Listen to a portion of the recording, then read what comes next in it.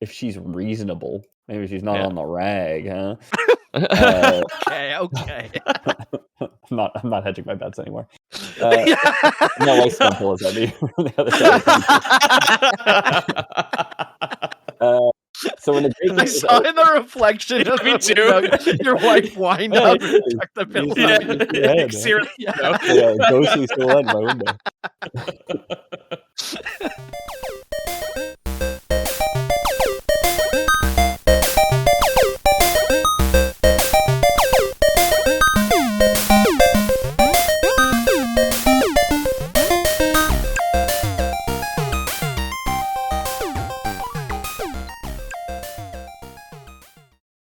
Welcome back to the internet's #1 fake history podcast with 3 living people, the Lore Boys. I'm your host, Ethan Palmer, and with me is the god of murder and god of strife, James and Peter.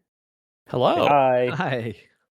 I'm here to cause problems. I think strife is like a generalized thing. It's like chaos, right? Yeah, strife is like turmoil, I think. Okay. Get ready for a tumultuous time. Yeah. Well, troublesome time, you might say. And you guys will get that joke when we reach the end of this episode. But the listeners, if you listen to the beginning after that, get it already.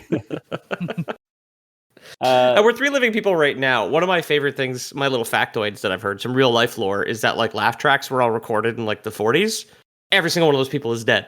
You're just listening to dead people laugh now.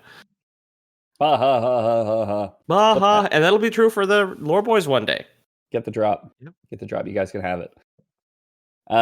Thanks to Lord Morthos for joining the Patreon this week. If you want to become a member, hop on over to the link in the description, patreon.com/theloreboys, where you can swear your soul to us 3. This episode goes out to Whiskey for requesting it and for helping me through my family reunion. So thank you.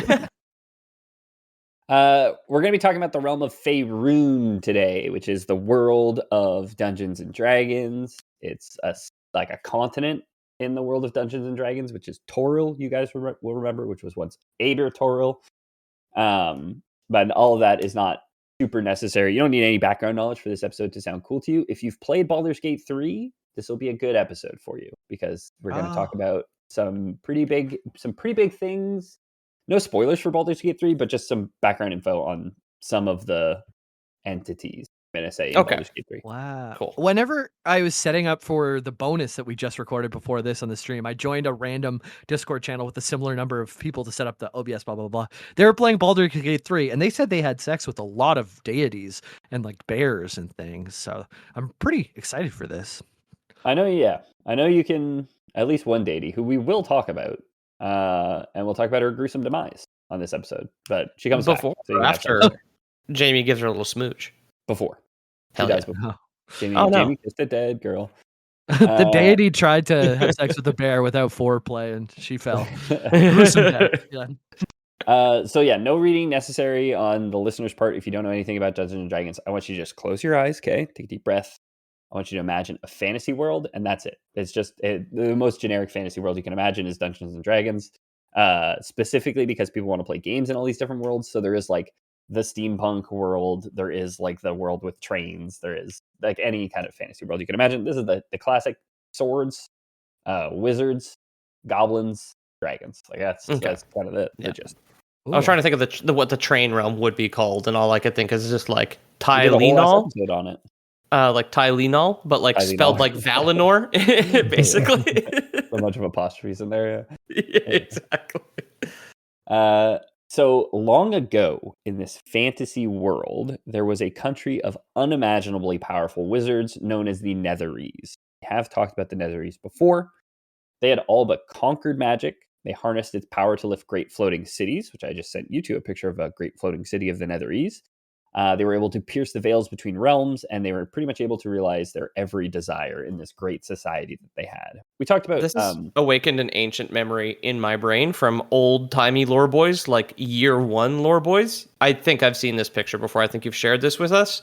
Or it was like reference for some artwork I did almost a decade ago now. It's possible. It's possible I shared this exact photo. I don't fucking remember. I don't have that kind of visual memory. But we did talk about Karsus's Folly, which is like the fall of the Netherese Empire at some point. Okay. Why canonically spells only go up to level 9 in Dungeons and Dragons is because Karsus, a human, created a level 11 spell that broke the Weave of Magic, And he became the god of magic, which broke all magic and caused every Netherese city to come crashing to the ground because magic was broken for long enough before he could regain control of it. Okay. I think we did an entire episode on Karsus Folly, but that, like you say, decades ago. Yeah, if the picture was around, it probably would have been at least in the Discord era. So probably like year 2 or 3, because we used to be in person. I don't even think we showed each other pictures for a while. We just talked to each other's faces like idiots. Yeah. Yeah, probably. Yeah. Put a bunch of chumps, huh? Yeah. So what if you're all-powerful wizards and you can realize any desire, and your desire is to open a standing gate to one of the outer realms in the hopes of conquering it and the incredibly powerful beings within, right? You guys might. So the way it works in D&D, you have the world called the Prime Material Plane. You have the Feywild and the Shadowfell, which kind of mirror the world and are like, there's the bright world and the dark world. And then you have like the outer planes, which is like where the gods live in heaven, and then also like hell, and then also the abyss, and then also limbo, and a bunch of like. Is D&D Spelljammers, or is that magic, where they fly through the magical soup surrounding realms?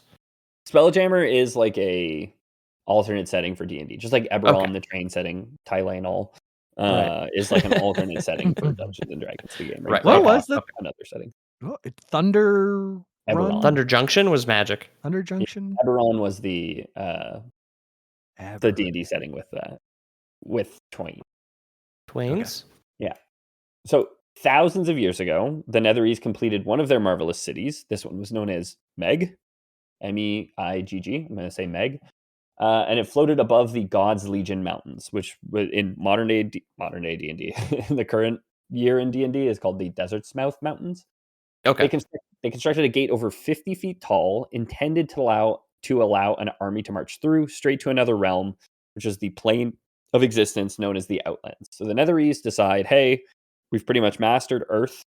We've kind of beaten back the elves to wherever they are. Like humans are dominant now. Let's go to heaven. Let's go to other places, right? Outlands is probably like the best staging ground if you're going to invade the multiverse, because it connects to all of them. It's like direct center in all the outer planes is the Outlands. Okay. The most notable location in the Outlands for fans of Dungeons and Dragons and people who have some knowledge of it would be Sigil, the City of Doors. And I will give you guys 2 pictures of Sigil here. Built on a massive ring floating above an impossibly tall spire in the center of the realm, Sigil is known to have access to pretty much every other plane of existence. So it's called the City of Doors because there's portals to pretty much every other realm. It looks like the medieval, like carved from marble, like Monsters Inc. factory, basically. Looks like the medieval carved from marble Monsters Inc. factory. You know, the Monsters Inc. factory is full of doors, and then this big wall covered in doors. Yes, yeah. That makes sense. Yeah. Sorry, I was just talking about the seminal classic Monsters Incorporated. Yeah, what if Monsters Inc. was a fantasy movie? Being a documentary, huh? Makes you think. It really does. Yeah. Just Wizards of the Coast jumping into like nerds' homes and making them scream with the new prices of their things or the new decisions they're making or whatever it is. Yeah. As with almost all the planes in Dungeons and Dragons canon, the Outlands exemplifies a certain trait or characteristic to the utmost extreme. In this case, it's neutrality. It is, again, it is the center of all planes. So you have the alignment chart in D&D with like good at the top, evil at the bottom, lawful on the left, chaotic on the right, and neutral's like dead in the center, right? And then you have neutral good, you can have lawful neutral or whatever, right? True neutral is the middle of the D&D alignment chart, though, right? Yeah, exactly. Okay. It's dead center. So, and these guys are too, right? Okay. That's what this plane exemplifies is neutrality. Okay. So maybe not a bad pick for the first plane of demigods. You want to bully. These are the ones that are sworn not to fight back, right? They're neutral. They're not going to fight back. Yeah, you could cyberbully these ones. It's that easy. They can't. they can't fight back. You can cyberbully anyone. It's not a crime. I don't think that's true. I don't know if that's true in your jurisdiction. Please do not do that. Unfortunately, of course, the Netherese had misread the terms and condition on their monkey's paw. The Rilmani, the immortal beings who inhabited the Outlands, were not sworn to neutrality. They were sworn to maintaining the balance between good and evil and between chaos and order at any cost. basically. So I will give you guys a picture of what the Romani look like. Not that we're going to talk about them for a super long time, but I think they look pretty cool in the 5th edition artwork. So the Romani decided that a group of mortals flooding onto the field and killing the referees was not only poor sportsmanship, but a fundamental threat to the sport of existence itself, right? And so when the Great Gate opened, the Romani... Oh shit, these are dope. Yeah, let's go. Right? They're like brass. They're tall and slender. They got ghosts inside them. It's like Just a like big us. brass mannequin. Yeah. Yeah, He's their just like me heads for real. like hover just a little over the coat of their body. Like Mhm. it doesn't look they have a neck, but I guess it's like spirits that keep their head on their neck. Yeah, it's ghosts. Big Ghost magnet. Magnets magnets and ghosts? ghosts. How do they work? Oh. Honestly, we should ask Violent J. And he's like the guy that would tell you it's ghosts. Yeah. Well, he doesn't know. He famously is the last person you should ask about how magnets work or what. You don't think his magnets first guess wouldn't be ghosts? are. First guess? I want facts here, Peter. Maybe he's Fair learned. enough. You know, it is a long time ago he asked that question. He posed that question to the world. Yeah. So. So Philosopher King Violent J. Has like a wine cup with Fago in it, and like, like you a fill it too servant much, fanning him. Yeah, you fill it too much, it spills out. R.I.P. I don't know if he's dead or not, but I'm just gonna say it. I mean, it's valid if you listen to this. I think yeah. Didn't it, like the Insane Clown Posse meetup just happened like a month ago? I'm pretty sure The Gathering of the Juggalos. Violent J, Jamie, yeah. please. We used we're using on brand lingo here. I just said I don't know, so I'm just hedging my bets. As a fellow J, I think I would have known, so I think he's all right. You could say rest in peace to a living person, and it's not that offensive. You know, True. It just means have a good nap. Like, that's all I mean. Yeah, so, you know. True. I'm gonna try that on my girlfriend next time they get the good night text. I'll just say rest in peace. See how that goes. Yeah. We'll go well. Yeah. Absolutely. We'll go well if she's not, you know, if she's reasonable. Maybe she's not on the rag, huh? Okay. I'm not hedging my bets anymore. No, I stumble as I do from the other side. So when the Great I saw in the reflection of Me too. your wife wind up and tuck the pillow. Ghostly silhouette in my window. So the Netherese open a portal to the Outlands. The Romani pour through into the Prime Material Plane. They're bent on destroying the Netherese for their hubris and to ensure that they could not continue to upset the apple cart that was cosmic balance, right? This would kick off a century of conflict in what was known as the Seven Sigils War. Ethan, what are the Seven Sigils? I don't know. We're not going to find out what the Seven Sigils are, okay?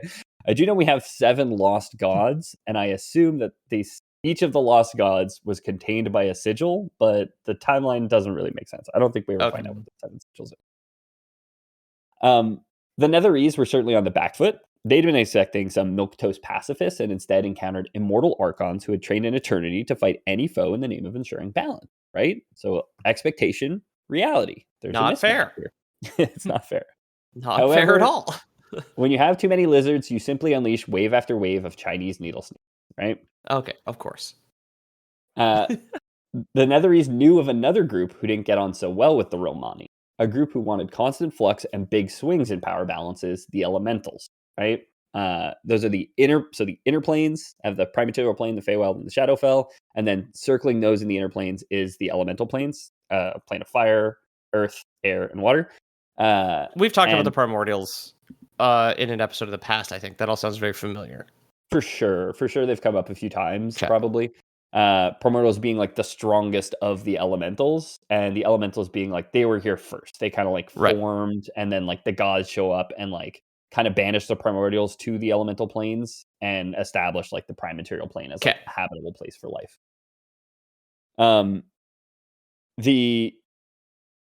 Where was I? In all their research, the Netherese had studied closely something which outdated even their ancient civilization, a great edifice which they called the Monument of the Ancient. So the Netherese had discovered that the monument was used as something called an anchor of chaos, which was a way of binding primordials outside of the Prime Material Plane. Again, primordials are the greatest of the elementals. They're, monolithic balls of fire or earthquakes which span continents. naturally, they broke the anchor and coaxed the primordial into the realm to fight off the Romani, right? Say, we can't beat these guys, but our friend here can. Not their friend, also, just a terrible force of destruction that they unleashed upon the world, right? That they claim to control. I'm gonna hazard a guess and just be like, yeah, there's no handlebars on a hurricane, so there's no way you can control it, right? They just saw it was coming, and then it's like, yeah, that's us. Yeah. Exactly. I don't know why I said that. It felt so weird. Handlebars on a hurricane sounds like I'm like a 75-year-old Cajun man. It sounded rehearsed, man. I liked it. I was just thinking to myself, damn, I'm gonna try and I hear cool phrases all the time, and I always forget to use them. One I heard the other day, there's Paul F. Tompkins on a podcast. He said called beer or wine weekend water. I was like, oh, that's great. Something to call alcohol my weekend water. I felt so self-conscious there. A great expression I heard from an old drunk who I hang out with sometimes at our local dive is every time I ask him how he is, because he's like 79, he's just like, I'm on this side of the dirt. And I'm just like, great, fantastic. Yeah, that is good. I like the alliteration too of like handlebars on a hurricane. Yeah, good. Yeah, That's good. it's kind of it's got a ring. I'll keep it. I just felt very self-conscious there for a second. I was like, what the fuck am I saying? When you think about it, it's true. There's no handlebars on a hurricane. I wouldn't even know where to begin putting them on if I could, you know? You put it like you're standing in the eye and you hold your arms out to either side and you got a handlebar on there and you just try and stop it from spinning. Yeah, like it was like chopper ones so to get the. Yeah, okay. Yeah, I was thinking more like front wheel is just a hurricane too. Yeah. But, like two hurricanes and you're riding the bike between them. I didn't think as far back. I didn't conceptualize the back. I was just the handlebars and hurricane. That's all I had there. Yeah. The blueprint is just for like a hurricane unicycle right now that Jamie's working on at the moment. We'll get to the bike eventually. Yeah. So they unleash a primordial into the prime material plane, right? This likely aggravates the conflict, though what would have happened to the prime material plane without unleashing the elementals obviously lost to history, right? Maybe the Romani take over. Maybe they exterminate all life here. Who knows, right? It doesn't end up happening. We don't know much about the conflict itself, the Seven Sigils War, which lasted about a century, except that throughout the war, more than that initial primordial do escape. There's multiple primordials that get out. And in the end, the Netherese would be proven right. The war would end with them sealing Cat's Gate and restoring the Anchor of Chaos. So they do let the two sides battle it out long enough that they're able to close the portal to the dimension of Romani that they opened, and then also get the primordials back to the elemental planes. I should say, not all the primordials. With the Anchor restored, the Netherese were able to return all the primordials to their realm, barring one. There's one that stayed out and stayed loose. Here's a quote from the Adventure Monument of the Ancients, which describes this. Fleeing northeast toward the lands where his connection to the elemental chaos was strongest, the ancient primordial Maram of the Great Spear carved a swath of destruction through the heart of the Great Ristal Wood. On the far side of the Elvish Forest, Maram easily subjugated the primitive human tribes who soon worshipped the elemental prince as a god. So Maram of the Great Spear, no pictures taken of him. It was before cameras were invented, so there's no official artwork that I could find of Maram of the Great Spear. He gets just the pictures in a D&D monster manual are like pictures taken at the time with a camera that like what it's like. There's a big Bigfoot photo of like a giant like elemental snake of fire walking through the woods. Like a blurry UFO shot of like three rocks in the sky. Like how'd they even get this picture? Yeah. Just a picture of the sky is an air elemental. You know, like well, I guess. You know? Yeah, that's fake. Yeah, you can't see a hurricane because he ain't got no handlebar. Yeah, of course. That's the only part of the bike you can see. famously, yes. You'd have to have the streamers on the handlebars if you're in a hurricane, right? To show the direction. Of course. Oh, so you know which way the wind is blowing? Yes, of course. Absolutely. Here's a question. Why do motorcycle handlebars come in the non-tasseled variety, right? Who's buying those, man? Maybe some of those biker guys are just self-conscious and they're not willing to be themselves. Yeah, you gotta own it, man. Like, grow up, you know?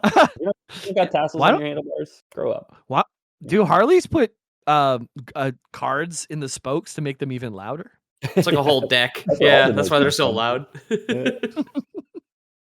So a primordial loose in the world is a dangerous thing. Thankfully, though, this world has just the ticket to beat an ancient force of the elements loose in the world that has subjugated humans and turned them into slaves, right? Global Adventurers. warming.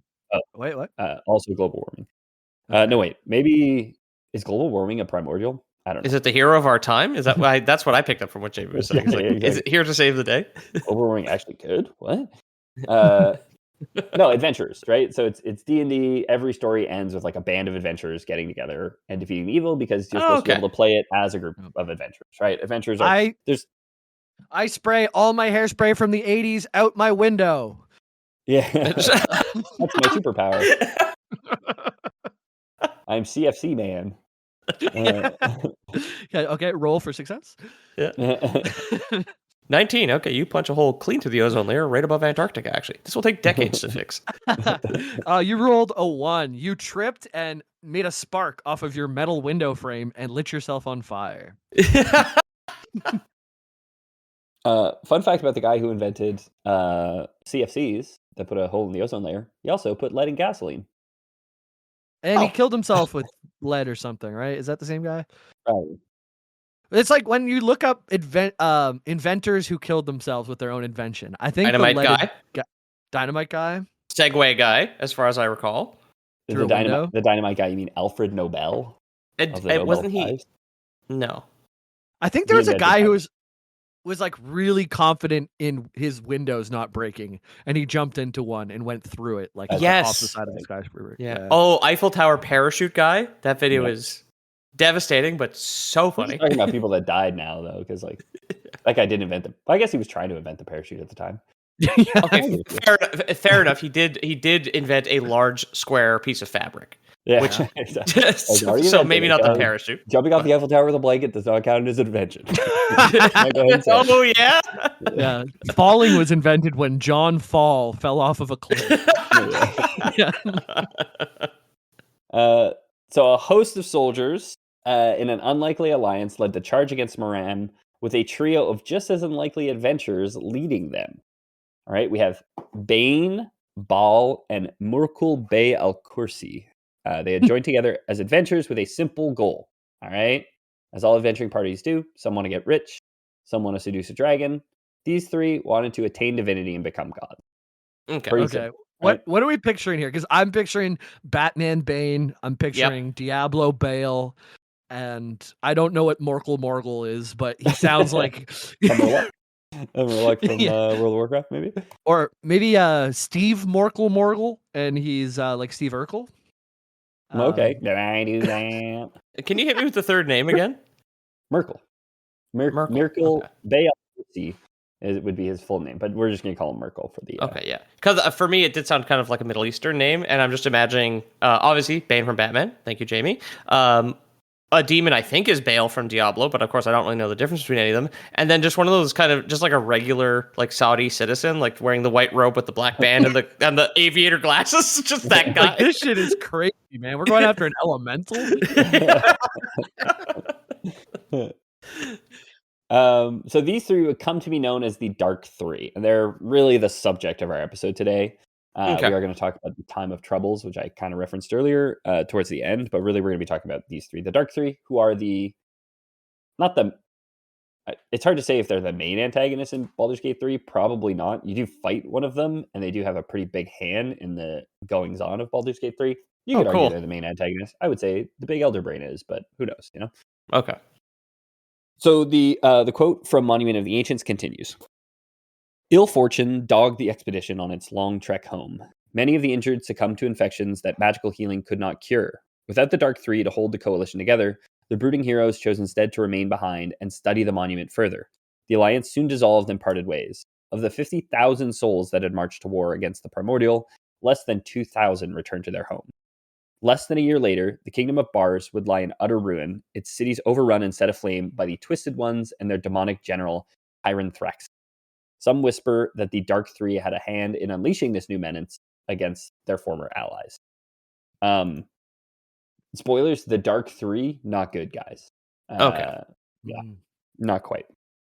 So in defeating Moram of the Great Spear, the Dark Three bent him to servitude with their power, while also sealing some or most of his divinity. Why I say bent him to power, because the 7 lost gods that we talk about, or that I talked about earlier, which I think we talked about a little bit in my script. One of them is Meram of the Great Spear, and he serves Bane when Bane will, again, spoiler, achieve divinity, full divinity. They're basically demigods now because they did steal Meram's power. Also, Tyrant Thraxus is one of the 7 lost gods, so they do manage to, like, why people say that it was the Dark Powers that probably, why there's rumors in the fiction that it was the Dark 3 that had unleashed Tyrant Thraxus, is because later in the fiction, Tyrant Thraxus does serve Bane, so it would make some sense that they also swore him to fealty. The 3 drank deeply of this gift of good god juice, but while they may have power, they still lacked a station. So, are you a god if you don't have like a domain to rule over, right? Right, yeah. I'd probably want to get a neutral place with the doors to everywhere if I was going to be evil guy.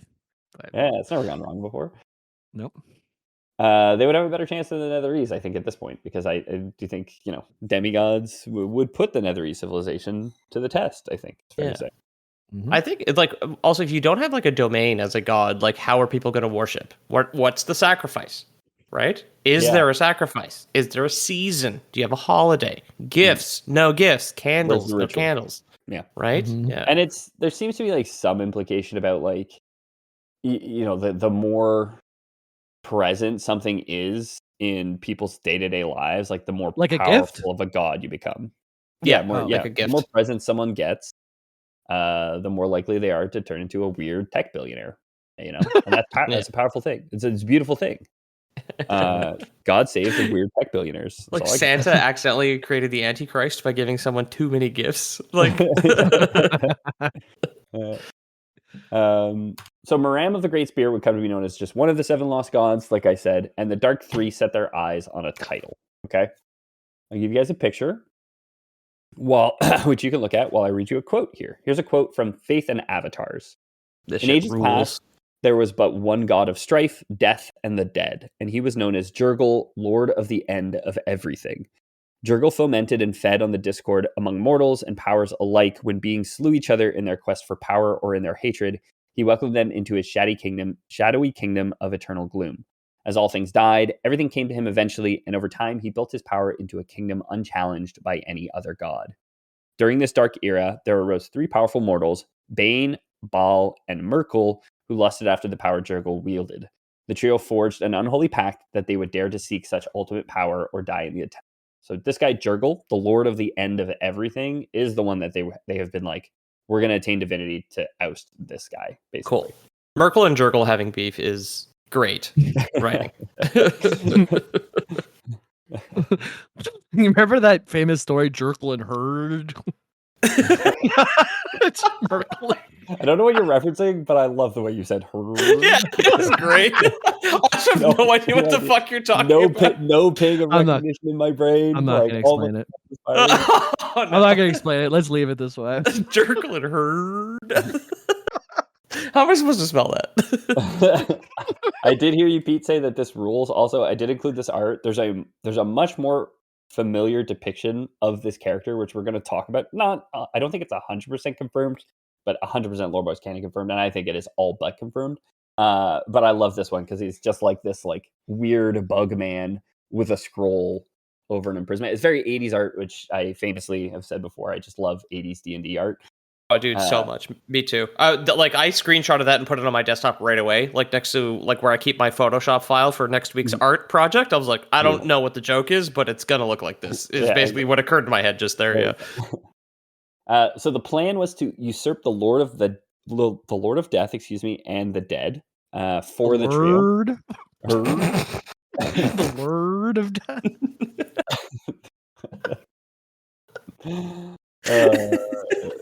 And now they had just enough power to feel confident in attempting it, right? They had 7 lost gods at this point, which we're going to say were sworn to them at this point. The timeline's a little muddy. I'm going to go ahead and say that they had the 7 lost gods. Lord Boys Canon. Lord Boys Canon.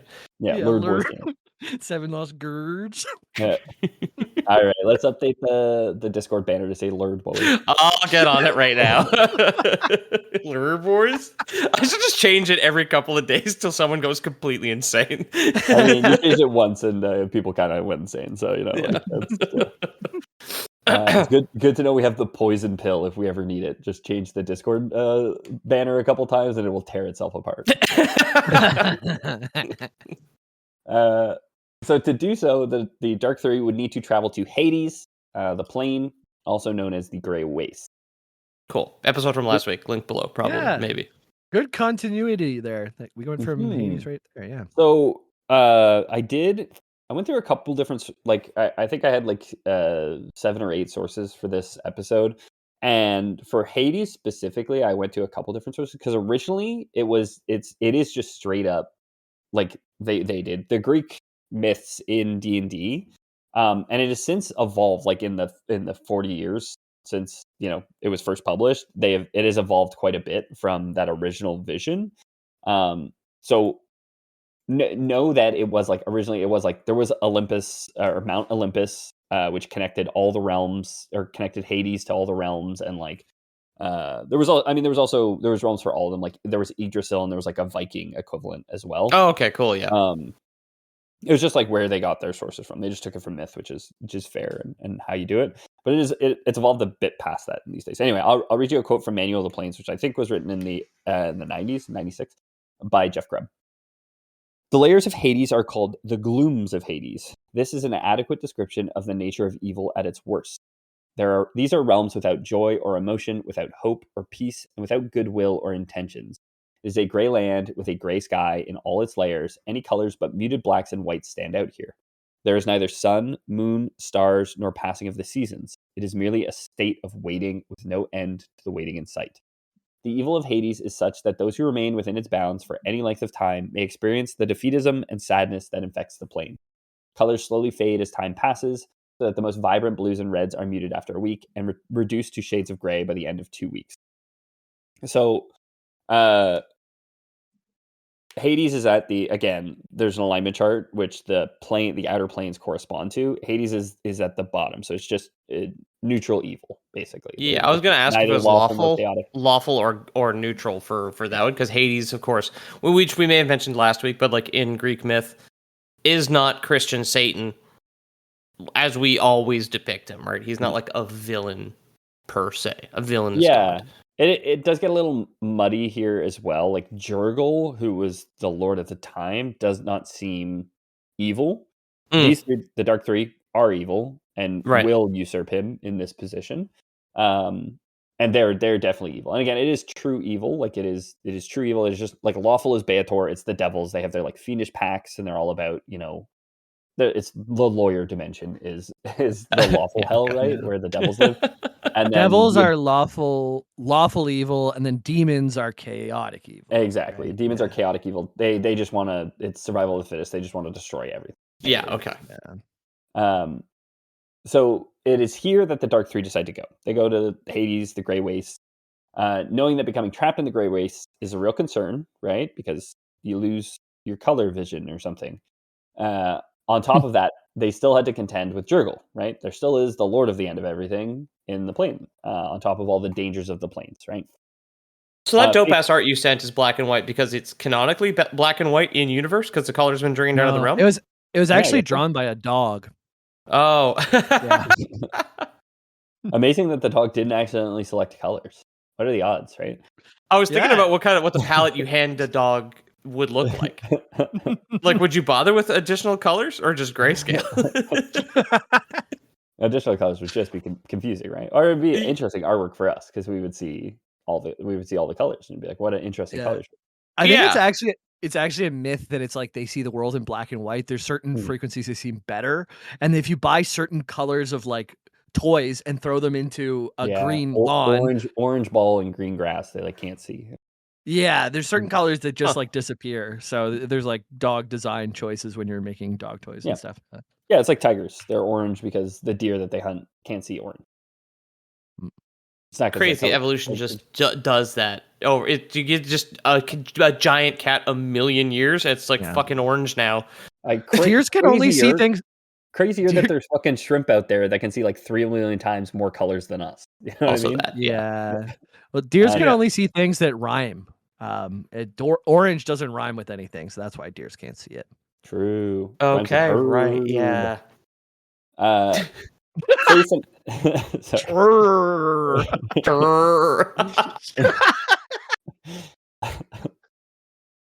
so Face and Avatars describes the encounter that Dark 3 have with Jurgle. The trio then journeyed into the Grey Waste and sought out the Castle of Bone. Through armies of skeletons, legions of zombies, hordes of non-corporeal undead, and a gauntlet of liches, they battled. Eventually, they reached the object of their lifelong quest, the Bone Throne. Oh, that's where the magic happens. A direct quote, I'll have you know. That's great. It is a bad name for the location. Tattooed on the front of my thighs this weekend.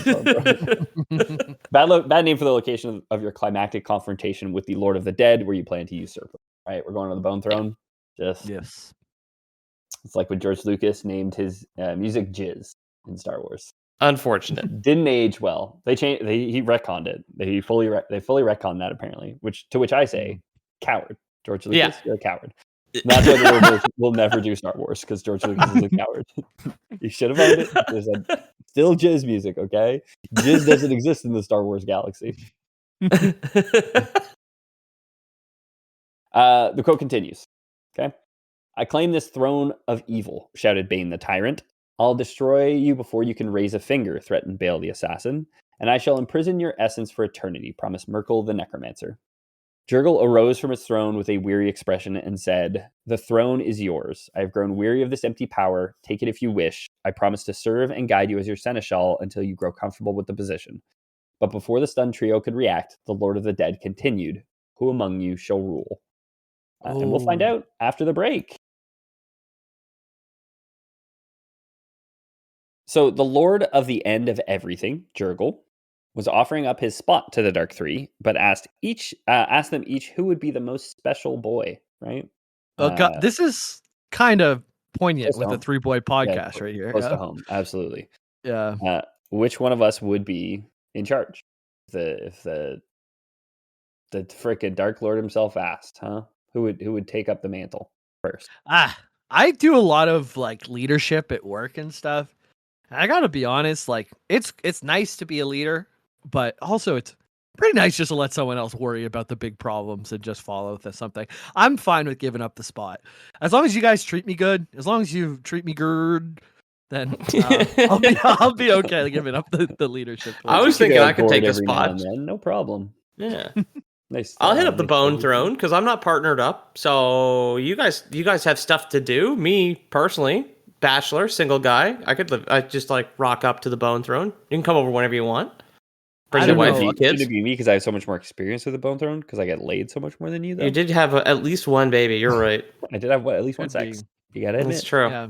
And a bachelor king, I don't know if I trust that, man. You should have values in a family, you know. True. Yeah. Oh, you're right. Yeah. Unelectable.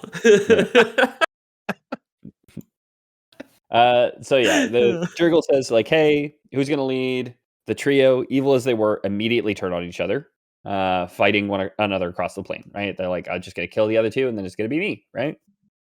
They were seemingly perfectly matched.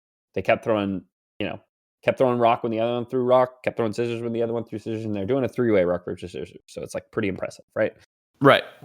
To be able to coordinate like that, especially if the other guy is throwing, if you got paper on the left and scissors on the right, to be able to, gotta keep them on camera. Oh, I can't even. Yeah, I'm not thinking about which ones are going. I can only think about one hand. The other one's kind of random. Have you seen that guy? I said it to Pete. There's this guy who goes on an old, like, it's like a talk show. And he's like, there's this guy. He has a very special talent. He does hand wrestling. Oh, dude, yeah. He's like, I don't know who's gonna win. It's just luck. And then he like just does. He rams his hands together and goes. Blah, blah, blah. Okay. And he's like, the right one won. And he grabs his own wrist. Yeah. He kind of has his chin in his chest and he's smiling the whole time he's doing it too. Look up hand wrestling at home. It's very, very, very funny. Yeah. Yeah. It's very like 90s talk, like 1990, like early 90s talk show coded. Everybody's got the very like rectangular jeans and like the 90s sweater, right? If you know the white zigzags on it. And they've just got like some mall punk basically making his own hands fight. It is spectacular. I'll post it for the patrons in the Discord. Yeah. Me too. So it seemed like the only possible outcome here is that they would die of exhaustion or battle for eternity, right? They're too evenly matched. They're not getting an upper hand on anyone. So Jurgle, seemingly eager to be rid of his role, interrupts them, right? He points out they're at a standstill fighting each other and suggests that they divvy up his station and can work together, right? He's the lord of the end of everything. He's got a bunch of stuff in his portfolio. He says, let's break it up. Each of you can have one, and then we'll go from there, right? No need for fighting, also, says Jurgle. He proposes a game of skill instead. Skull bowling. Now, this is kind of an art being written in the 90s. I did see that you fact-checked me on the Manual of the Planes. It was in the 80s. This Faith and Avatars was 96 is what I was thinking of. Fact check. It was pulling up the clip, but I didn't want to cut you off. Yeah. No. It's for the patrons. Skull bowling would be really tough because like it's not a super round thing, right? Like what would you eye hole it and or like what a thumb in the nose and in the your realm, fingers in the eye? I would do nose because in the realm of the undead, you risk it biting your finger off, right? Oh, I didn't think about it having a jaw still, a mandible, because I was thinking nostrils. And then under like where your spine connects for the thumb. Man. Oh. Over the teeth. The nostrils are so close together, though. How do you throw your bowling ball? I definitely do eye hole. Eyes and nose. I haven't held a bowling ball in quite some time, and a human skull in even less time, so I'm trying to remember what it feels like. I'm just trying to think about like the best, most consistent way to roll it. I think if you roll it like cranium over jaw, there's going to be a lot of variation there. Like the chattering teeth are going to go everywhere. Like you have to roll it on its side, like ear to the ground, and you could cup your hands on the back of the head. The two so hands, wobbly though. Roll it between your legs that way. Oh, I don't know. Yeah, I got good news. All right, we're not bowling for pins. So Jurgle grabs 3 skulls from his 3 favorite liches, so confirmed they are undead and capable of fighting, and handed them to the Dark 3. One to each of the Dark 3. Whoever could just huck a lich skull the furthest would be the winner. It's just a distance game. They're all demigods. We're nearly full gods at this point, so they can probably throw a human skull pretty far, right? I'm gonna bring all the liches to my bone throne. Show them how far I can throw a ball. You ever bring the hose back home and just show them how some 6 tricks you could do? You want to see some hand wrestling, babe? I don't know who's gonna win, huh? Watch out! I can chuck shots. Careful, the right hand likes to get out of the ring from time to time. Kind of dangerous in here. Want to go for a ride on my motorcycle? I got rainbow tassels. All right. My left hand's chaotic evil. My right hand's lawful evil. I was just thinking about one of my hands getting CTE and going crazy.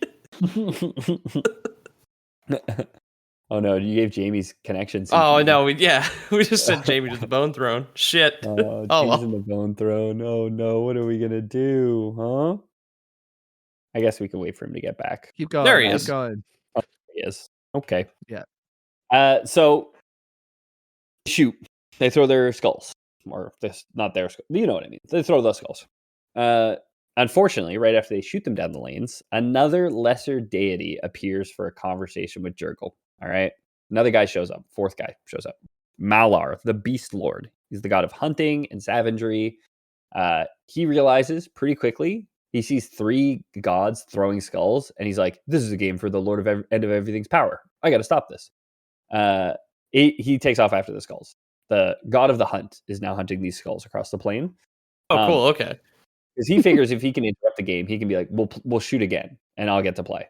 He wants the power, right? So he's like, I'm gonna stop the game. It won't be a fair end, and then we'll play with 4. Is his thought process.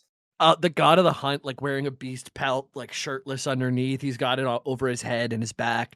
He kneels down in the dirt.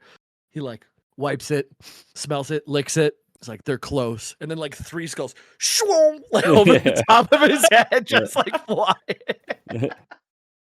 It's skull season. I like the idea of him tasting the dirt, like rubbing it on his lips like a detective who found cocaine in a movie. How do you hunt something that's thrown? You know, like like a bird. If they kind of throw themselves, right? Yeah, I'm picturing Elmer Fudd. You know, going after. Oh, him. you think it's Big tiptoes walking through the forest. the Ward of Bones is having a competition. So I think I saw a rabbit.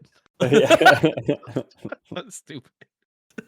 So while he's off playing fetch, right, the Beast Lord, Jurgle proposes another game. They all realize, like, hey, this guy's going to spoil the fun. We're not going to be able to tell who won because he's going to get the skulls before we do. So Jurgle says, let's play another game. This one, pure chance, right? He breaks off 3 of his fingers and hands 1 of his knuckle bones to each of the Dark 3. Okay. They'd shoot dice for the titles of the Office of the End of Everything and manage to wrap up before Malar returns. So they do complete their game of dice, knuckle bones, and they become gods. So I will send you guys a picture of the 3 of them as gods. And this is why I didn't send them to you earlier, because it would have been a little bit misleading to see them in, I guess, this condition. So you have 2 at home. You Dungeons and Dragons player, just by rolling your dice, you can be gods too. True. Yeah. I mean, it's probably intentional, right? That they make it like, oh, they're playing the game that you're playing. It feels cool. The devil notoriously loves games and like fiddles, right? Exactly. So Bane has become giant orc monster with lightning in his hand, it looks like, or something like that. Like some energy in his hand with like a shadow beneath him reaching up. I don't know what that is, but he's like a big old muscly orc. Then Bale is more like creepy, impish face with like almost like a lion's mane of what looks like blood drops or something. And he has daggers everywhere. And then finally, Morgul. Yeah. Dorcas Malorcas here. Myrtle. One of the craziest looking fucking skeletons I've ever seen. So that one is from Baldur's Gate 3, and that is what you fight in Baldur's Gate 3. Is this the thing my friend fucked? Yeah, one of the things. Hell yeah! Oh my god, Luis can't be stopped. A real skull fuck. Okay, so we've got a god of tyranny, a god of death, and a god of the dead. Do you guys want to take a crack at the 3? I think you can get it. They're in order. Yeah. The order Jamie went in. That's my vote. I don't remember what order I read them in, so I'm going to assume you guys got them because it's very obvious. I think which one is it. Maybe the god of tyranny might throw you for a loop, but then you're the jacked one is the god of tyranny. Tyranny is not so much a goblin with a dagger hiding behind a church pew, right? Exactly. Or a pile of bones. Okay. Well, tyranny could be represented sometimes by just a skeleton, like we did sit through Joe Biden's presidency, right? Yeah, sure.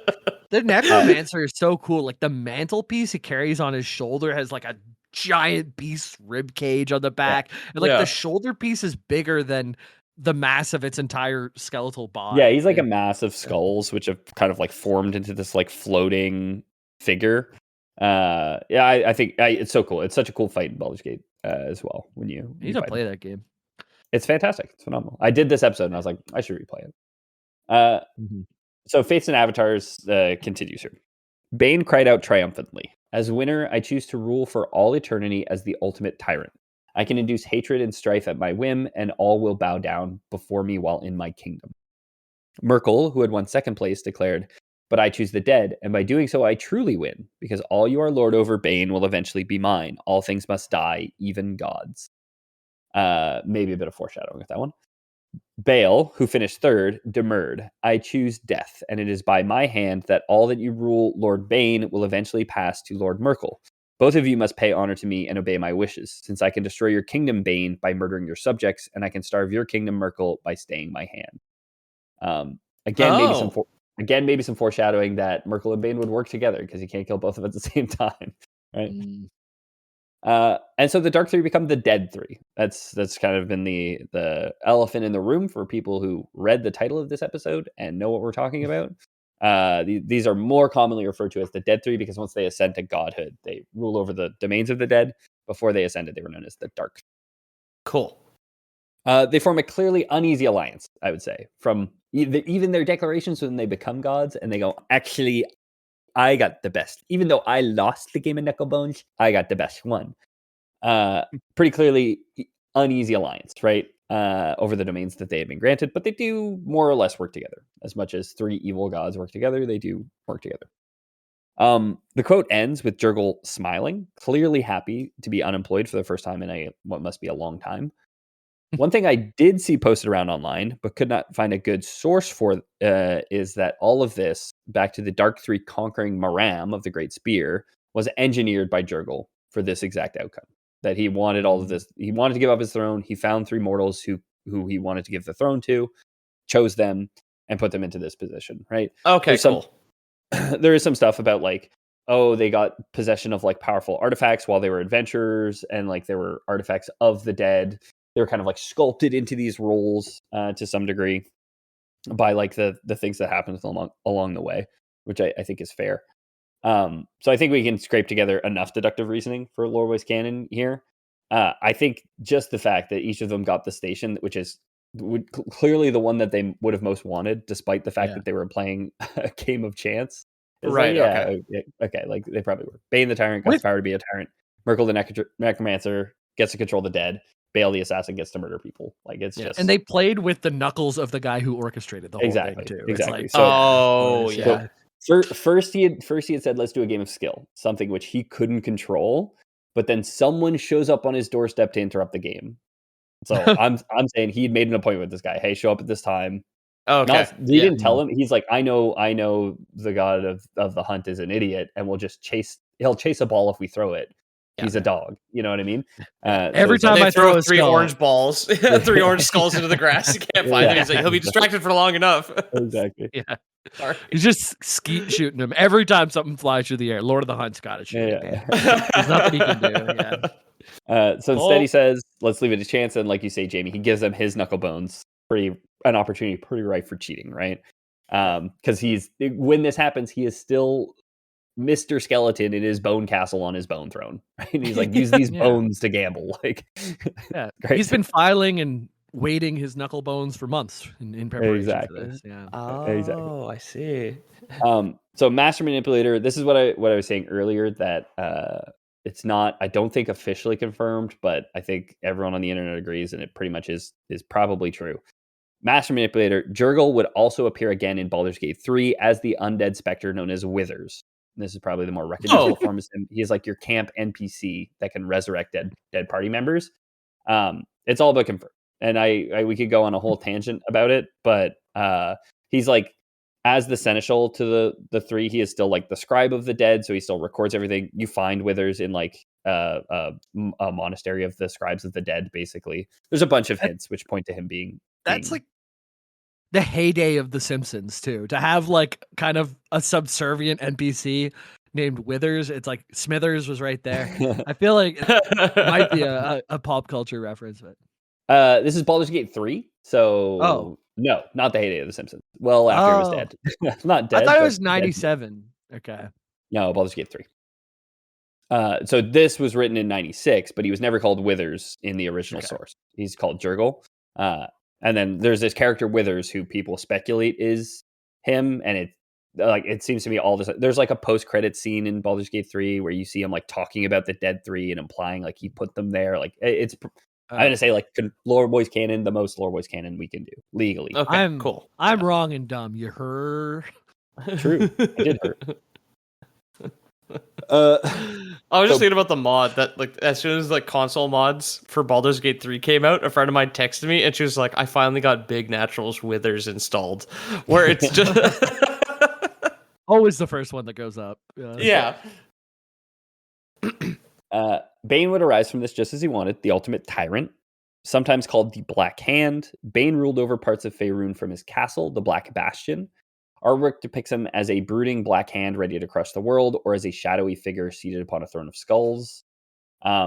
He's the most successful in terms of conventional worship. And again, like I was talking about before, there is some correlation between like how prevalent something is in the world to how respected it is by by mortal followers, which like strife is such a broad category in a world of like evil liches and stuff that there's going to be plenty of strife to go around. Right? Oh, wait a second. Teacher, excuse me. Mm-hmm. One, I need to go potty. Two, Yes. did the liches get their heads back? You may go potty. Doesn't matter. I don't think for the purpose of this exercise it matters. Okay. I was just curious. They're undead. There is like a like demi-lich is also a creature in D&D, which is a lich without its body. It's just a floating skull. So maybe they became demi-liches. Maybe they got their bodies back. Or maybe their bodies were like dragging themselves headless in what they think is the direction of their skull. Their skull is dragging themselves by their teeth, trying to get back. And eventually they're all happily reunited. Could be. I like to believe this. Homeward Bound was actually based on this. It's an adaptation of this. Oh, interesting. Yeah. It's really sad how many liches had to die. Yeah, how many that was Milo Otis was a Japanese director, killed a bunch of animals. Homeward Bound, as far as I know, nobody got killed. That is correct. Yeah. I just heard another podcast fact check the exact conversation. It's uncanny. Yeah. No, I think most people agree on it, so it's true. Just like the thing you said about Dungeons and Dragons. So. True, yeah. Also, when I saw Homeward Bound, I killed my dog. Anyway. You're going home now. They throw him into a pit of porcupines. Oh no.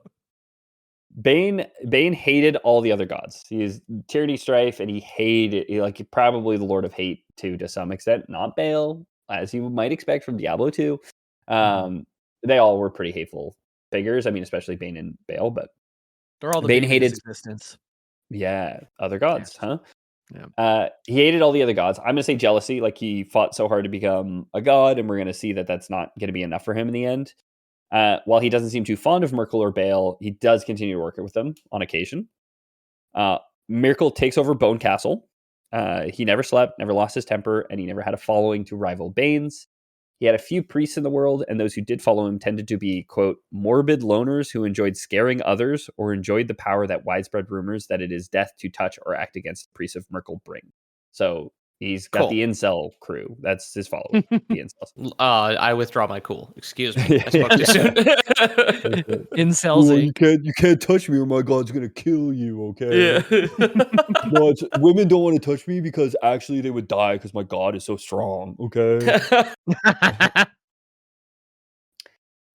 Despite being not widely praised and speaking in a whisper, he didn't lack all showmanship. Okay. Myrkul canonically was known to appear at funerals with a scythe in hand just to give people the willies. He would just show up at funerals and look at people, basically. Yeah. That's good fun. We should all do that. Yeah, that's not even that evil if you just want to heebie some jeebies. Like, can we make a pact that we'll do it like a directional clockwise pact here, that whenever one of us dies, the person to our right will show up in a Grim Reaper costume to our funeral? Yep. I'll go all out. I'll rent a smoke machine. Ooh. Yeah. Rent the smoke machine. Dude, you're so generous. I'll do that. I'm content with that one. Yeah, absolutely. I'll do it. Yeah. Cool. I'll do it. You want to get like the little cage of bats, and like you get the cage of doves at a wedding, you get a cage of bats at a funeral. I think I'm going first, but if somehow I outlive both of you, I'll do it for both of you guys. You're on my right, so it's up to you to outlive me and scare my surviving family. Well, it depends who dies first. Then we have to decide. Okay, one guy has to outlive. He's got the 99-year-old genes in his family, like in almost direct relation. So I don't think it's all the men in my family die in their 60s. So that's mine too. Mine too. Yeah, that's true. My grandfather did smoke for 71 years and just basically die of boredom eventually in his 90s. So Baal became the god of death, though in particular became the god of violent death or murder or assassinations, that kind of thing. He became worshipped by mercenaries and assassins and mostly ghoulish killers, right? Okay. Baal ultimately served Bane, with the lesser guards Loviatar and Talona serving him. He was cruel and hateful and lived to hunt and murder. Just the presence of living creatures near him was enough to drive him into a blood frenzy, killing everything he could. He cannot stand to be around living things. Maybe unsurprisingly, the power they had been given by Jurgle would not be enough for the three, right? Perhaps driven by his need to subjugate other gods, Bane would get in touch with Myrkul once more, and the two of them would form a plan. they were going to steal the magic equivalent of the Declaration of Independence. Fuck yeah. So the Tablets of Fate had been created by the high god Ao after the world of Aber Toril was split apart into two separate worlds. And this is where I was like, I'm sure we did an episode on this. Cannot find proof of that episode's existence. So I know the words Aber Toril, and the only person currently living at time of writing who is not to my right and spooking my family who could have possibly said those words to me was you, Ethan. We have to have done this. Sure. So the Tablets of Fate had been created by the high god. After the world was split apart. So the world used to be one, Aber Toril, and it was split into two worlds, Aber and Toril. And the Tablets of Fate specifically were to keep them apart, to keep that magic sustained, basically. It was also meant to keep the balance between the forces of law and chaos specifically, though neither of these purposes was common knowledge, even among the gods. So the gods, Bane and Merkel, had no idea what these tablets really did. They just knew that Daddy God, the over god, as he's called, who created the gods, created them and said, don't touch them, basically, right? Okay. Bane and Merkel, hungry for more power, ask themselves what's bigger than a god. The only answer is over god. So they say, well, that's our next target then, right? I'll get my skeleton hands on these things. Yeah, exactly. We usurp one god, why not another? Nicolas Cage playing Merkel. Yeah. They saw these strange arcane tablets, which Ao guarded closely, and determined that they probably held some piece of power that they could steal then, right? They succeeded in cracking Dad's liquor cabinet and drinking his 74-year-old Glenlivet, but Dad would be pretty mad when he gets home and finds it missing. Not only that, he doesn't care who did it. All right? This is one of those dads who's like, you're all in trouble until someone puts my liquor, buys me another 74-year-old Glenlivet, and puts it back in the liquor cabinet, right? I stole Ouzo with my friend Stuart when I was 15. That's the first time we got drunk. I used to take bottles of red wine out of my parents' basement, and then hop into Ethan's Subaru Outback and make my escape after busting out of the basement window. Pretty fun. Probably in the Maxima too. When I still had that. Oh, maybe. Yeah, it would have been the Maxima because that was before I got smashed. Yeah. I just thought of the Maxima because you did puke going over a bridge, puke fireball all over the side of my Maxima. Oh no! Head out the window. On a bridge. Yeah. So you just puked all out a window, fireball. On a 17. Similarly gross story. My buddy Bruno one time he had the classic French Canadian teal Honda Civic, which is such a very genetic problem with us here. At some party, he ended up going outside in Kyle's driveway, climbing onto the roof of his own car, and then throwing up on the roof, and just woke up there. Ace, what the hell? The bar that we went to over that bridge, I remember other friend of the show, Bobby, his mom finding out that he wasn't at home and in bed and went into the bar and grabbed him by the ear and in front of our entire senior class, dragging him out of the bar by his ear. Incredible. My oldest friend and his mom comes up to me and goes, "Hi, Ethan, where's my son?" And I go, "He's playing pool." Dark. Well, okay. It's not a packed bar and it is not a big bar. Okay. Of course, yeah. And she was not someone you wanted to be angry at you either. It's like your son's that way. Like, let me off the hook. Don't tell my mom. I'm also here underage, so my parents did know, and we're fine with it. But I was being the DD, so where the hell were we? Oh yeah, they steal the tablets of fate, right? Ao, the overgod, strips all the gods, barring one, of their power, casting them into the prime material plane as mortals, starting what would come to be known as the time of troubles. So every god is not a god anymore. They're mortals and they're cast down to the earth. I say mortals, they're like avatars of themselves. They're still very powerful, but not dragged by their ears back into the mortal realm. Exactly, yeah. Away from the pool table. Okay. Ethan, where are my magical tablets? They're over by the pool table. Yeah, they're playing pool. two 500-pound stone tablets crushing one end of a pool table. The name of that bar, Le Plaisir, which just means the pleasure in French. Yeah. And it was the bar all the high school kids went to because it was the one that didn't card. Yeah, I wonder if it's still there.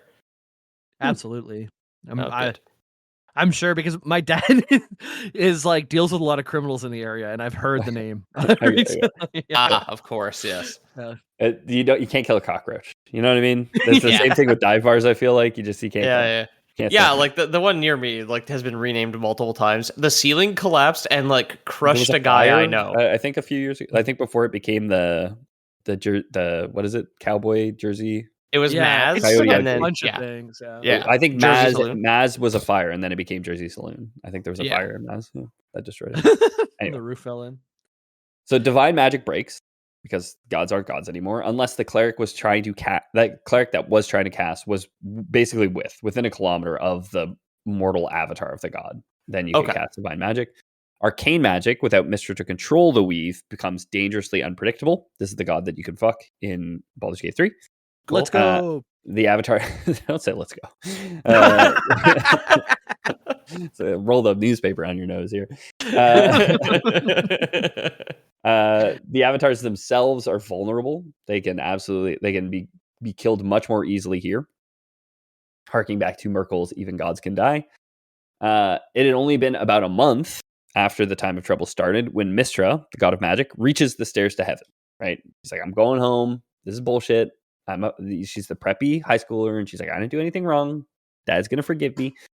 Only to be confronted by Bane. So Bane's there again. Bane hates the other gods. When I said that, he hated Mystra more than any other. It's not explained why. He hated Mystra. The avatars clashed, but a group of adventurers, who else, managed to buy Mystra enough time that she might ascend the stairs. So adventurers intervene. Cool. They hold off the avatar of the god of tyranny for enough time for Mystra, the god of magic, to head up the stairs. Unfortunately for her, there was one god left to keep the light on, right? Remember when I said that AO cast down all the gods but one? Is it the god of death? A fantastic retro purple shit picture of waiting on the stairs was the god Helm, who had been trusted by AO and tasked with guarding the stairs from anyone trying to preemptively get into heaven. So this is like the most dependable of the gods. This was like, Dad was actually like, "Hey, you're the most responsible. Don't let any of them back in until they bring my tablets back." Is what he tells Helm. So the Watcher, Helm, destroys Mystra when she tries to pass him without the tablets, marking the first of the gods to die during the time of troubles. Was Mystra, the god of magic. Wow. When the only remaining god kills her, says, "No, you can't go up." She tries to get past him. He kills her. I imagine him as being like Dr. Manhattan in this instance here, because he's got his hand outstretched in his palm and he's got an eye there, where Mystra comes up and is just like, "Dad's not actually mad at me," and he's just like, just evaporates her. It's just on the stairs. Just evaporates Elmer Fudd, who's come to reclaim his god. Succotash. No, that's Sylvester. The cat with the gun says suffered succotash. And a duck hunter hat. There's something here. We got to workshop. So Torm, another god cast down, the goodest of good gods. He's like the himbo kind of. He gains a lot of clout during the time of troubles when his faithful followers found one of the tablets and managed to keep it safe. It wasn't clear to me how Bane and Merkel stole them, then lost them. It's also unclear how they're going to get one back at some point, but we'll gloss over it a little. They're probably not cooperating great. It's the classic clumsy heist. You know, yeah, exactly. One of them has to be the panic. Like, obviously, Jamie's like yelling orders at people when we rob our bank, right? I mean, but there's always somebody that has to lose their cool, which is going to be Kyle. It's what I'm. That's it. Yeah, they're known for betraying each other. So Lord Boy's canon, they like stole the tablets, then fought over who gets to take them with them. Yeah, and they got lost like that. Just like us, for real. We're always betraying each other. Yeah, true. So Torm, the goodest god, has his followers have one of the tablets. This gets the attention of Bane. Bane finds out where the tablet is, says it's in a temple to Torm. I'm going there to fight him. Even weakened from his fight with Mystra, Torm did not have the power to defeat Bane, who had powered himself up with the help of his old pal Merkel. So, Lord Canon, they fought over who gets to keep the tablets. They lost them, and then they said, "That was stupid. Let's work together again." Right. They're toxic lovers, right? But they also, like, the god of death, right? He's just like, "Oh, hey, we can cooperate. Keep up the tyranny. Let's figure this out. All I need is more skeletons. I need more bone guys for my bone castle." Exactly. Keep killing. Okay. Merkel had worked with his clergy to create a death spell capable of targeting every assassin on the continent, specifically. So these souls were consumed by Bane to strengthen him. So unclear to me if they did this as like a dig at Bale, being like I said before, them working together overrides Bale, and they target every assassin. But Bale also works for Bane. Like technically in the Pantheon, he works pretty directly for Bane. Okay. I don't know if the relationships got mended or what, but yeah. My name's Bane, and Bale, could you just get me a list of all your best assassins? I got this thing going on. I really need that right now. You know what? Scratch that. Just give me all, even the bad ones. Give me all of them. All of them. Yeah. Make sure that if anything were to happen to this full list, you wouldn't have anyone left in reserve. All right, that's what I want from you, buddy. All right, it's gonna be good. Things are going good. Yeah. By Monday. Yeah. Yeah. So, knowing the stakes of losing the Tablets of Fate, Torm absorbed the souls of his mortal followers, sparing only the children among them, to power himself up to take on the 50-foot tall avatar of Bane. Okay. The followers of Torm, who were absorbed, were killed instantly. The surviving children came to be known as the Martyr's Progeny, kind of this like generation of kids who were just orphaned overnight, a la Thanos in the Snap, I guess. That's a very cool title too. The Martyr's Progeny. Yeah, I like it. Both Torm and Bane would be killed in their fight, destroying each other utterly. Torm will be brought back. Bane's never fully brought back as a god. Merkel manages to take the tablet in the wake of the battle. It's unknown to me how or when. Merkel does also manage to recover the other tablet and brings it to his bone castle. Brings both to his bone castle in the Great Wastes, where one of them at least is promptly stolen back, I guess. An adventurer known as Midnight, who I glossed over a lot because the episodes were getting long here. She'd been there to help Mystra fight Bane. She was one of the adventurers that held off Bane while Mystra ascended the stairs. She does manage to steal one of the tablets back from Merkel, and she retreats to Waterdeep, but she's pursued by Merkel, who attacks Waterdeep. So Waterdeep is like it's the New York City of Faerun. It's like the biggest, most populous city. Okay. Baldur's Gate is Chicago, I guess, is the comparison. Okay. The original Waterdeep adventure is like this story. You end up like the climax of it is like fighting Merkel on the rooftops of Waterdeep. Okay, like King Kong and on the rooftops of New York City. Yeah, exactly. Okay. King Kong with his bone throne. He kind of does have a skelly throne. Like the natives make like bone stuff to him, right? The Peter Jackson one, I think. It's on Skull Island, for Christ's sake. He is the same guy. Oh god. Hang on. The CIA is going to kill us for making this link. So a great battle, takes place in Waterdeep before a group of adventurers manages to distract Merkel just long enough for a Waterdavian Griffin Rider to get him with a sneak attack, dragging the injured avatar off of a rooftop and sending him plummeting. Right? Cool. Crazy way to try and kill a god, to push him off a roof, but this Griffin Rider attempts it. As he falls, Merkel turns around, destroys the Griffin. The rider goes flying. I think the rider is in one of the books, like one of the Forgotten Realms books, as like a named character, Adon, but I didn't look into him at all. This gives, when he's attacking the Griffin that attacked him, this gives Midnight just the opening she needs to disintegrate the avatar of a god. Disintegrate as a spell in D&D turns you to dust, so that you can't be resurrected or turned undead if you're disintegrated specifically, which I think is a nice touch from the writers. Cool. Okay, yeah. Specifically, Bale, Lord of Murder. Of course, what else? He's murdered. Well, a mortal man by the name of Cyric wielded an avatar. Taken by his own invention, the Lord of Murder, just like true, yeah. So a mortal man by the name of Cyric wields an avatar. It seems that not all gods become humanoids when they're cast down from heaven. Mask, god of thieves and intrigue, decided to become the sword god slayer when all the gods become slayable, which is such like you and like all your classmates go down. Me and all the lore boys get cast down from heaven, and you guys turn yourself into yourselves, and I turn myself into you slayers. I'm like, I'm the them slayer. And you guys are just like, what the hell, man? Like, come on. When you hit me, I actually have a shield that can stop every hit, and I'm a youth there. You put my dust in an anti-disintegration bag, and then I can be resurrected, actually. I was just thinking about living as a bag of sand with my face kind of crudely drawn on the outside after being disintegrated. So like, he's back. He's fine. Bale at least had foreseen his own death, so he knew he was going to die during the time of troubles. He had spent a lot of time traveling the continent and having bastards. He's just having he's fucking a lot and having a lot of kids was his plan to hedge against his own death. He created an army of demigod heirs known as the Bale Spawn, with the hope that spreading out his power so might let him coalesce again in the future. Doesn't work out for him in the future, but that's going to have to be a story for another time, because that's the Dead Three. That's the story of the Dead Three, the rise and the fall of. Do you think that was like Genghis Khan's like thing? He's like, I'm just gonna fuck Did everyone. you call him Genghis come on purpose, or yeah, is that because just he fucks everyone. Sure. Yeah. Okay. That's what Just- Dan yeah. Carlin calls him. That's my only frame of reference. Okay, sure. I've never called that before. It's good. Genghis Kerm, you mean? It's me, Genghis Kermit. I'm gonna fuck you and your wife.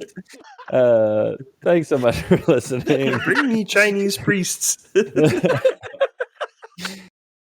All the world will contain traces of my DNA in the future. And you just got the Muppet Show behind the Great Wall of China, right? Because you can't see the hands. No wonder Miss Piggy's giving him so much heck all the time, you know? He's out there fucking everyone who can move. Wow, yeah. He's scared of going home, man. Can't blame him. Yeah. It's easy being great. Thanks so much for listening, everyone. If you enjoyed the show, consider leaving us a rating or review on your podcast app of choice. Jamie, do you want to talk about Twitch? Twitch.tv/LoreBoyJames. There's a VOD up of our bonus from this week. So that'll be only up for a couple weeks, and then or else you'll have to pay like the rest of them on Patreon. But there's some video content there. So if you go on to twitch.tv/LoreBoyJames, you can find me there. How about you, Pete? At Loreboys Podcast on Instagram. Come say hello. That's where the pictures get posted. My comic book, The Black Frontier, is available. As of tonight, number 209, still in erotica, baby, along with Keanu Reeves' comic as well, for some fucking reason. Keanu Reeves and Batman are up there with you in erotica, all right? Yeah, exactly. I don't know what get your rocks off, and frankly, I don't fucking care. You're in good company. I Genghis am company. Gerd company.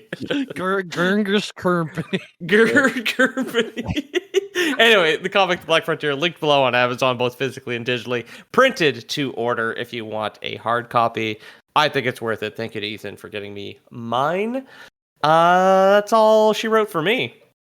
Yeah. Thanks so much for listening, everyone. If you want to support the show, we have a Patreon, patreon.com/Loreboys. It's linked in the description below. We got a couple tiers. You got a couple things. Check it out.